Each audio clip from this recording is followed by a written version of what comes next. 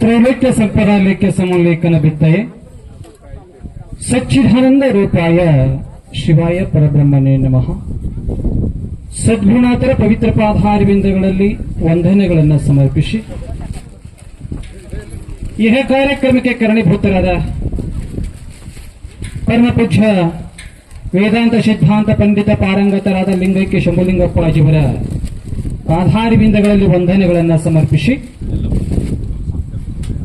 ಭಕ್ತಿ ಬಂಡಾರಿ ಬಸವಣ್ಣವರಲ್ಲಿ ವೀರವೇದಾಗಿನ ಅಕ್ಕ ಮಹಾದೇವಿಯವರಲ್ಲಿ ವಂದನೆಗಳನ್ನು ಸಮರ್ಪಿಸಿ ಶ್ರೀಮನ್ಯ ನಿಜಗುಣ ಶ್ರೀಗಳವರ ಪಾದಾರವಿಂದಕ್ಕೂ ವಂದನೆಗಳನ್ನು ಸಮರ್ಪಿಸಿ ಇವತ್ತಿನ ವೇದಿಕೆ ಮೇಲೆ ಆಸೀನರಾಗಿರ್ತಕ್ಕಂಥ ಪರಮಪೂಜ್ಯ ಕೃಷ್ಣೇಗೌಡ ಪಾಟೀಲ್ ಅವರ ಪವಿತ್ರ ಚರಣಕ್ಕೂ ವಂದನೆಗಳನ್ನು ಸಮರ್ಪಿಸಿ ಅವರಿವರೆನ್ನರೇ ವೇದಿಕೆ ಮೇಲೆ ಆಸೀನರಾಗಿರ್ತಕ್ಕಂಥ ಸಕಲ ಪೂಜ್ಯರಲ್ಲಿಯೂ ಕೂಡ ವಂದನೆಗಳನ್ನು ಸಮರ್ಪಿಸಿ ಆತ್ಮೀಯ ಬಂಧುಗಳೇ, ಈಗ ಈ ಕಾರ್ಯಕ್ರಮವನ್ನು ಆಚರಣೆಯನ್ನು ಮಾಡಿಕೊಂಡು ಬರತಕ್ಕಂಥ ಹುಣ್ಣಿಮೆಗೆ ಗುರು ಪೌರ್ಣಿಮೆ ಅಂತ ಹೇಳಿದ್ರು ಕೂಡ ಬರೆದುಕೊಂಡು ಬರ್ತಾ ಇದ್ದಾರೆ. ಗುರು ಪೌರ್ಣಿಮಾ ಅಂತಂದ್ರೆ ಈಗಾಗಲೇ ವಿಚಾರ ಚಂದ್ರೋದಯವನ್ನು ನಾವು ನೋಡ್ಕೊಂತ ಹೋದ್ರೆ ಅಂದ್ರೆ ಚಂದ್ರ ಕಲೆಯನ್ನು ತೋರಿಸ್ತಾ ಇದ್ದಾರೆ. ಸ್ವಲ್ಪ ಸ್ವಲ್ಪ ಸ್ವಲ್ಪ ಅದು ಕ್ರಮೇಣವಾಗಿ ವೃದ್ಧಿ ಆಗ್ತಾ ಇದೆ. ಚಂದ್ರ ಕೊನೆಗೆ ಪೂರ್ಣ ಚಂದ್ರವನ್ನ ತೋರಿಸಿದ್ದಾರೆ. ಹಂಗ ಈ ಗುರು ಪೌರ್ಣಿಮೆಗೆ ವ್ಯಾಸ ಪೂರ್ಣಿಮಾ ಅಂತಾದ್ರೂ ಕೂಡ ಹೇಳ್ಕೊಂಡು ಬರ್ತಾ ಇದ್ದಾರೆ. ಮಹಾರಾಷ್ಟ್ರದಲ್ಲಿ ವ್ಯಾಸ ಪೂರ್ಣಿಮಾ ಅಂತಾದರೆ ಪೌರ್ಣಿಮಾ ಅಲ್ಲದು ಪೂರ್ಣಿಮಾ. ಪೂರ್ಣಿಮಾ ಅಂತಂದ್ರೆ ಆ ಚಂದ್ರ ಯಾವತ್ತ ಪರಿಪೂರ್ಣವಾಗಿರ್ತಾನೆ ಅಂತಂದ್ರೆ ಹುಣ್ಣಿಮೆ ದಿನ ಪೂರ್ಣವಾಗಿರ್ತಾನೆ. ಹಂಗ ಪೂರ್ಣ ಜ್ಞಾನವನ್ನು ಬಲ್ಲಂತಹ ಗುರುನಾಥ ಸ್ಮರಣೆಯನ್ನ ಇವತ್ತು ಅಂದ್ರೆ ಹುಣ್ಣಿಮೆಯ ದಿನ ಆ ಗುರು ಪೂರ್ಣಿಮಾ ಅಂತ ಹೇಳಿದ್ರು ಕೂಡ ಕರೆದುಕೊಂಡು ಬಂದಿದ್ದಾರೆ. ಅಂದ್ರೆ ಗುರುಗಳು ಎಂಥವರು ಇರ್ತಾ ಇದ್ದಾರೆ ಅಂತಂದ್ರೆ ಅವರು ಪರಿಪಕ್ವವಾಗಿರತಕ್ಕಂತಹ ಪೂರ್ಣ ಜ್ಞಾನವುಳ್ಳಂತವರು ಇರ್ತಾ ಇದ್ದಾರೆ. ಆ ಶಿಷ್ಯೋತ್ತಮನಲ್ಲಿ ಇರ್ತಕ್ಕಂಥ ಸಕಲ ಸಂಶಯಾದಿಗಳನ್ನ ಹೊರತುಪಡಿಸಿ ಪರಿಪಕ್ವ ಪೂರ್ಣ ಜ್ಞಾನೋಪದೇಶವನ್ನ ಯಾರು ಮಾಡುತ್ತಾ ಇದ್ದಾರೆ ಅವರಿಗೆ ಗುರುಗಳು ಅಂತ ಹೇಳಿದ್ರು ಕೂಡ ಕರೆದುಕೊಂಡು ಬರ್ತಾ ಇದ್ದಾರೆ. ಆದರೆ ಶಿಷ್ಯರಾದರೂ ಕೂಡ ಗುರುವಿನ ಅಷ್ಟೇ ಶ್ರದ್ಧಾ ನಿಷ್ಠಾ ಇಟ್ಟು ಗುರುವಿನಲ್ಲಿ ಅವರು ಆಪ್ತ ಅಂಗ ಸ್ಥಾನ ಸದ್ಭಾವನೆ ಅನ್ನತಕ್ಕಂತಹ ಚತುರ್ವಿಧ ಸೇವೆಯನ್ನ ಸಲ್ಲಿಸಬೇಕು. ತನುವನ ಧನವನ್ನು ಅರ್ಪಿಸಿ ಗುರುವಿನ ಸೇವೆಯನ್ನ ಮಾಡುತ್ತಾ ಇರಬೇಕು. ಇಲ್ಲಿ ಒಂದು ಮಾತು ನೆನಪಾಗ್ತದೆ. ತನು ಮನ ಧನ ಅಂತಂದ್ರೆ ಪರಮ ಪೂಜ್ಯ ಶ್ರೀ ಶಂಭುಲಿಂಗಪ್ಪಾಜಿಯವರು ಇದಕ್ಕೊಂದು ಮಾತು ಹೇಳ್ತಾ ಇದ್ದಾರೆ. ಧನ ಅಂದ್ರೆ ಏನು?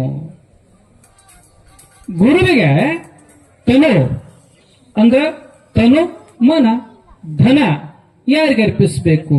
ಗುರುನಾಥನಲ್ಲಿ ತನು ಮನ ಧನ ಅರ್ಪಿಸಬೇಕಾದರೆ ಧನ ಎಂದ್ರೆ ಕಾಳು ಧಾನ್ಯದಿಂದ ಪತ್ನಿಯವರೆಗೆ ಇದು ಧನವೆಂದು ಹೇಳಿಸಿಕೊಳ್ಳುತ್ತದೆ ಅಂತಂದ್ರೆ ಗುರುಗಳು ಯಾರಾಗಿರ್ತಾ ಇದಾರೆ?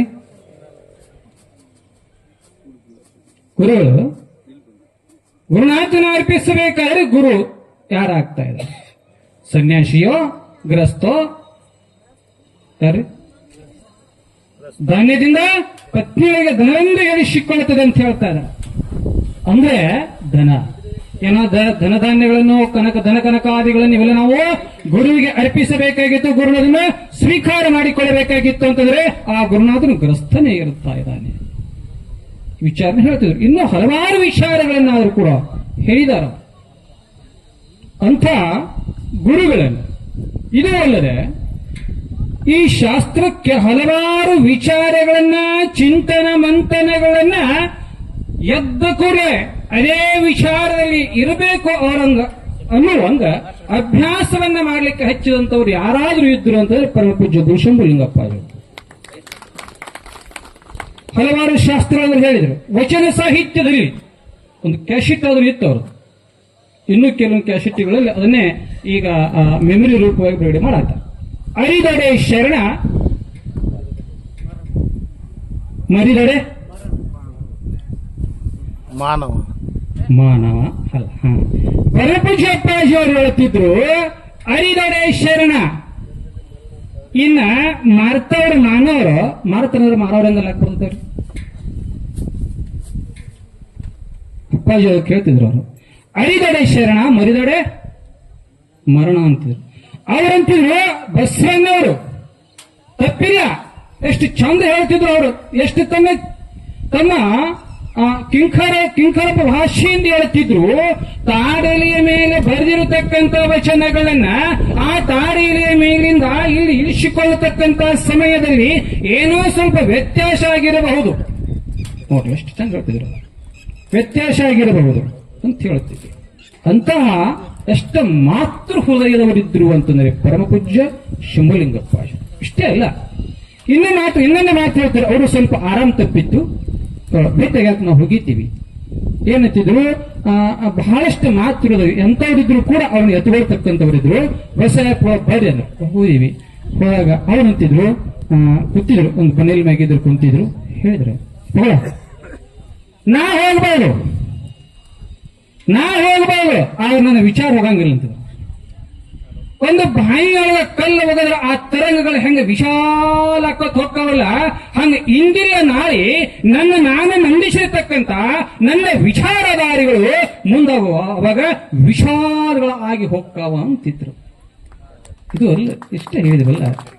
ಈಗ ನಾ ಇರೋ ತನಕ ಯಾರು ಒಪ್ಪಂಗಿಲ್ಲ, ನಾ ಇರೋ ತನಕ ಬಿಡಿ. ಆದ್ರೆ ನಾ ಹೋದ ಮೇಲೆ ಯಾಕಾದ್ರೂ ಕೂಡ ನನ್ನ ವಿಚಾರಕ್ಕ ಒಪ್ಪಿಕೊಳ್ಳಕ್ಕ ಬೇಕು ಅಂತ ಹೇಳಿ ಆದ್ರೂ ಕೂಡ ಮಾತುಗಳನ್ನ ಅವರು ಬಹಳ ಹೇಳ್ತಿದ್ರಂತ. ಅಂಥ ಗುರುನಾಥರು ಅಂತಂದ್ರೆ ಬಹಳಷ್ಟು ಪೂರ್ಣ ಚಂದ್ರನಂತೆ ಸಕಲ ವಿದ್ಯೆಗಳ